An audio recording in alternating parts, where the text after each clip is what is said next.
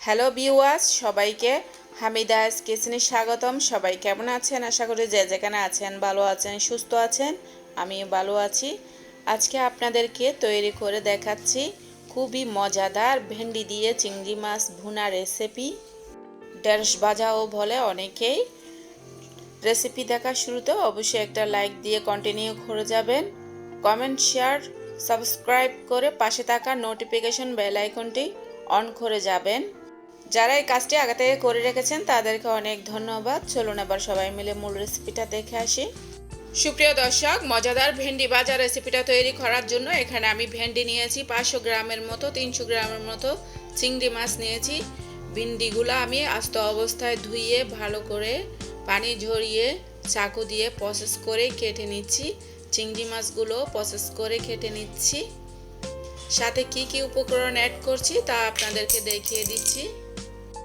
ভেন্ডি ভাজা রেসিপিতে আমি কি উপকরণ কতটুকু অ্যাড করছি তা ভিডিও স্ক্রিনে লিখে দিব, আপনারা ওখান থেকে দেখে নিয়েন এবং রেসিপিটা একবার ট্রাই করে আমাকে কমেন্টে জানাবেন।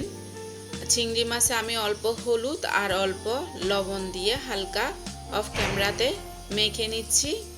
সাথে ফ্রাই প্যানে অল্প তেল অ্যাড করে উল্টে পাল্টে চিংড়ি মাছগুলো ভেজে নিচ্ছি। এইভাবে করে চিংড়ি মাছ ফ্রাই করে সবজি রান্না করলে যে কোনো সবজি খুবই মজাদার হয়। চুলায় কড়াই বসিয়ে পরিমাণ মতো তেল গরম করে নিয়েছি। পেঁয়াজ কুচি দিয়ে দিচ্ছি 1 কাপ। পেঁয়াজ কুচি হালকা ভাজা হয়ে আসলে আমি ভেন্ডি টুকরাগুলো দিয়ে দিচ্ছি। সাথে দিয়ে দিচ্ছি ফালি করা কাঁচামরিচ, দিয়ে দিচ্ছি পরিমাণ মতো লবণ। লবণটা আপনারা বুঝে দিবেন। লবণ দেওয়ার পর হালকা উল্টে পাল্টে ভেজে নেওয়ার পর টমেটো কুচি দিয়ে দিচ্ছি। দিয়ে আবারও চামচ দিয়ে নেড়ে ছেড়ে ভেজে নিচ্ছি। এইখানে কোনো ধরনের আমি পানি অ্যাড করব না। এখন দিয়ে দিচ্ছি ভেজে রাখা চিংড়ি মাছ। আবারও চামচ দিয়ে উল্টে পাল্টে ভালো করে ভেজে নিচ্ছি। এখন দিয়ে দিচ্ছি হাফ চামচ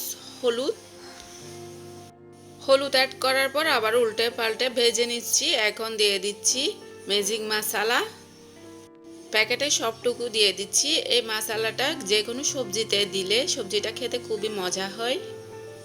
ম্যাজিক মশলা অ্যাড করার পর চামচ দিয়ে নেড়ে ছেড়ে আবারও ভেজে নিয়ে ঢাকনি দিয়ে একদম লো হিটে 5 মিনিটের মতো রান্না করে নিলাম।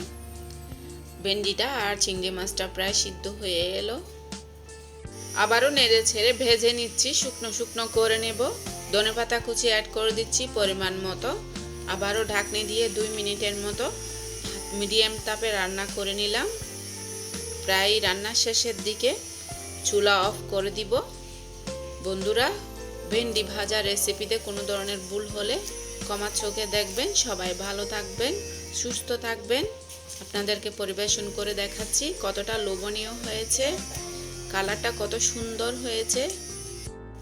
এই ধরনের শীতের সবজি কিংবা ভেন্ডি ভাজা বা ঢেঁড়স ভাজা যেটা বলেন না কেন থাকলে গরম ভাত দিয়ে খেতে অনেক ভালো লাগে। সুপ্রিয় দর্শক, এতক্ষণ দেখছিলেন হামিদাস কিচেন। সবাইকে আগামী রেসিপি দেখার আমন্ত্রণ জানিয়ে আজকের মতো এখানে শেষ করছি। সবাইকে আবারও ধন্যবাদ।